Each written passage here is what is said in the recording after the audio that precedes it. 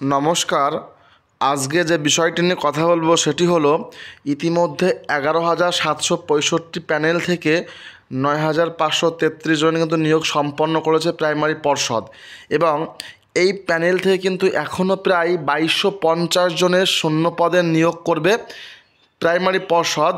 এদিন কিন্তু এমনই আপডেট উঠে এসেছে, এবং এই নিয়োগটা কিভাবে করবে আমরা জানি যে 20-22 ডিএলএডদের কিন্তু নিয়োগ এখান থেকেই হবে, এবং সুপ্রিম কোর্ট অফ ইন্ডিয়া কিন্তু চূড়ান্ত রায় দেবে আগামী মাসেই। তো দেখে নাও আপডেটটি কীভাবে তোমরা চেক আউট করবে।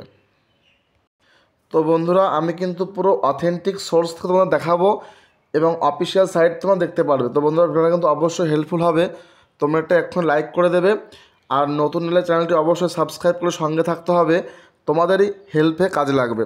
তো অবশ্যই তোমরা সাবস্ক্রাইব করে দাও সমস্ত আপডেট সবার আগে পাওয়ার জন্য। তো আমি এখানে সিম্পলি সার্চ করবো, কি বলো, যে এখানে আমি লিখতে পারবো পরিষ্কারভাবে supreme court latest case status. তোমরা কিন্তু লিখে সার্চ করবে। তো সার্চ করলেই আমাদের সামনে যে উইন্ডো চলে আসে, সেটি দেখো সুপ্রিম কোর্ট অফ ইন্ডিয়া। আমরা কিন্তু এখানে সিম্পলি ক্লিক করে নেব। দেখে নাও বন্ধুরা, খুবই ইজি, তোমরা নিজেদের মোবাইল থেকে কিন্তু ডাউনলোড করে দেখতে পারবে আপডেটটি কী রয়েছে। ঠিক আছে, আমি ক্লিক করছি। তো ক্লিক করলে চলে আসবে আমাদের সামনে, দেখো আরেকটি উইন্ডো। এখানে কিন্তু আমরা সুপ্রিম কোর্টের ডায়েরি নাম্বারটা আমরা পুট করব, এবং কোন ইয়ারের কেসটি, এবং ক্যাপচা কোড দিয়ে কিন্তু আমরা এখানে ফিল আপ করে নেব। দেখে নাও sci.gov.in case status diary number দিয়ে আমরা সার্চ করবো এখানে। তো আমরা এখানে সিম্পলি প্রত্যেকে জেনে গেছি আমরা অলরেডি ডায়েরি নাম্বারটা, যে 21287। ঠিক আছে, এবং ইয়ারটা আমরা জানি যে 2023 সালে কিন্তু এই পেন্ডিং কেসটি। ডায়েরি নাম্বার 21287 আর ইয়ার 2023। দেখো এখানে একটা সাম দিয়েছে, তো আমি ফিল করে সার্চে ক্লিক করছি। তো দেখো বন্ধুরা, সিরিয়াল নাম্বার 1 চলে এসেছে, ডায়েরি নাম্বার 21287, এসএলপি নাম্বার দিয়েছে সৌমেন পাল ভার্সেস শ্রাবণী নাগের কেসটি পেন্ডিং আছে।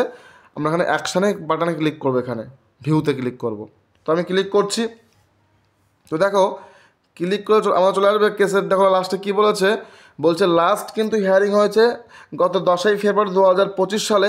আমি ভিডিওটি করিনি কারণ আমি একটু ব্যস্ত ছিলাম। তো দেখে নাও বন্ধুরা কী আপডেট দিয়েছে, এবং লাস্ট যেটা বলেছে যে tentatively case may be listed on 3/3/25, অর্থাৎ আগামী 3 মার্চ 2025 কিন্তু কেসটি আবারও সুপ্রিম কোর্টে ফাইনাল জাজমেন্ট প্রকাশ করবে সুপ্রিম কোর্ট অফ ইন্ডিয়া। ঠিক আছে, তো দেখেন এখানে কী বলেছে, আমরা সিম্পলি দেখে নেব। নিচে প্রত্যেকের নাম ট্যাগ করা আছে, এবং লাস্ট করে এখানে যে মেন পয়েন্ট রয়েছে যে জাজমেন্ট বা অর্ডার, আমরা এখানে ক্লিক করবো সিম্পলি। দেখে না বন্ধুরা, জাজমেন্ট বা অর্ডার সেখানে আমরা ক্লিক করে নেব। তো ক্লিক করলেই চলে আসবে আমাদের সামনে লাস্ট যেটা বলছে ডেট অফ জাজমেন্ট বা অর্ডার 10/2/25, অর্থাৎ এটা কিন্তু last judgment ROP record on proceeding of main case. আমি ক্লিক করছি।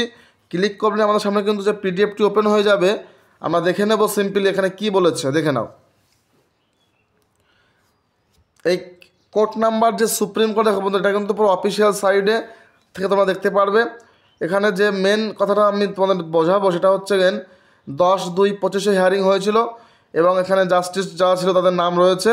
এবং লাস্ট এখানে কি বলেছে অর্ডার সেকশানে, বলছে the matters stand adjourn to 3/3/25, অর্থাৎ এই রায়ের কিন্তু জাজমেন্ট চলে আসবে আগামী 3 মার্চ 2025 সালে।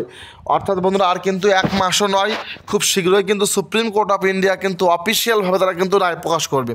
বলছে interim orders if any to continue in the manual, অর্থাৎ যদি কোনো রকম কথা থাকে তারা কিন্তু অবশ্যই সুপ্রিম কোর্ট অফ ইন্ডিয়াতে জমা করতে পারে।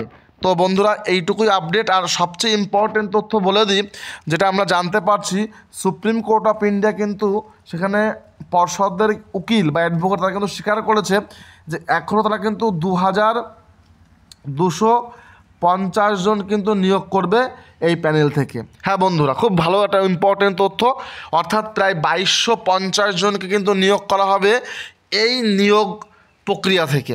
ঠিক আছে, কাদের করবে, কিভাবে করবে, আমি তোমাদের পুরো বিষয়টা বলে দিই। দেখো তোমরা জানো ইতিমধ্যে কিন্তু যে 20-22 ডিএলএড ব্যাচ কিন্তু এখন তারা কিন্তু ইন্টারভিউতে বসে আছে এবং সুপ্রিম কোর্টে কিন্তু কেসটি এখনও সাবজেক্ট টু আউটকাম হয়ে রয়েছে।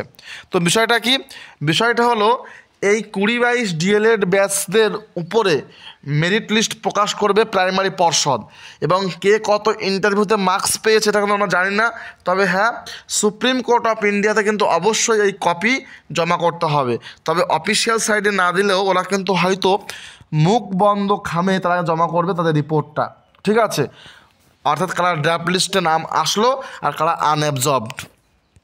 অর্থাৎ এটা পরিষ্কার বোঝা যাচ্ছে যে আগামী 1 মাসের মধ্যে প্রাইমারি পর্ষদ কিন্তু নতুন করে প্রায় 2500 লোককে রিক্রুটমেন্ট করবে, ঠিক আছে? কাদের করবে? এবার দেখো, NIOS এর মামলা কিন্তু সুপ্রিম কোর্টে বিচারাধীন হয়ে হাইকোর্টে চলছে এবং সবচেয়ে গুরুত্বপূর্ণ 20-22টা কিন্তু এখানে কিন্তু অবশ্যই সুযোগ পাবে। যাদের মার্কস একাডেমিক স্কোর বেশি আছে তারা কিন্তু অবশ্যই এই মামলাতে তারা জয়ী হবে এবং তারা কিন্তু চাকরি পাবে, ঠিক আছে বন্ধুরা? এটা আমি অ্যাডভান্স বলে দিলাম, তোমরা অবশ্যই সঙ্গে থাকবে এবং যদি কোনো মন্তব্য থাকে অবশ্যই কমেন্ট সেকশন রয়েছে, অবশ্যই কমেন্ট করবে কার কী মন্তব্য আছে। আর বন্ধুরা অবশ্যই সবাইকে এই ভিডিওটা শেয়ার করো এক্ষুনি, প্রত্যেকে জানুক বিষয়টি। আর কোনো চিন্তা নেই, এই প্যানেল থেকে কিন্তু নিয়োগ করবে প্রাইমারি পর্ষদ, ঠিক আছে? তো খুব গুরুত্বপূর্ণ একটা আপডেট দিলাম, অবশ্যই সাবস্ক্রাইব করে দাও বন্ধুরা এরকম তথ্য সবাইকে পাওয়ার জন্য, আর সঙ্গে থেকো এরকম আপডেট পাওয়ার জন্য, ঠিক আছে? তো thank you, thanks for watching.